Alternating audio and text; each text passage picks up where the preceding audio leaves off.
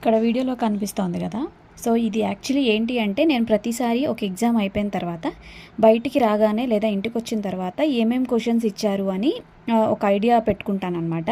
Actually ఇక్కడ ఉన్నటువంటివి ఏంటి అంటే ఇంగ్లీష్కి సంబంధించిన సిలబస్.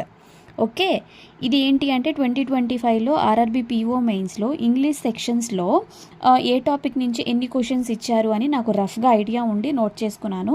ఇది ఈరోజు బుక్ చూస్తున్నప్పుడు కనిపించింది అనమాట. సో ఎర్రర్స్ నుంచి 5 క్వశ్చన్స్ వచ్చాయి, fill in the blanks 5 questions వచ్చాయి, క్లోజ్ టెస్ట్ వచ్చేసి 6 క్వశ్చన్స్, అండ్ వర్డ్ అరేంజ్మెంట్ ఉంటుంది కదా దాని నుంచి 5 క్వశ్చన్స్, అండ్ రీడింగ్ కాంప్రహెన్షన్స్ వచ్చేసి 3 ఆర్సీ ఇచ్చారనమాట. సో దాదాపు అందులో 15 నుంచి 17 క్వశ్చన్స్ వరకు వచ్చాయి, అండ్ సెంటెన్స్ రీఅరేంజ్మెంట్ వచ్చేసి 5 క్వశ్చన్స్ అనమాట. ఓవరాల్గా నాకు ఐడియా ఉన్నటువంటి టాపిక్స్. సో మెయిన్స్లో errors, fill in the blanks, cloze test and reading comprehension, word replacement అనేటటువంటి చాలా ఇంప్రూవ్మెంట్ చేసుకోవాల్సి ఉంటుంది. సో ఈ టాపిక్స్ అనేవి మీకు యూజ్ అవుతాయని చెప్తున్నా.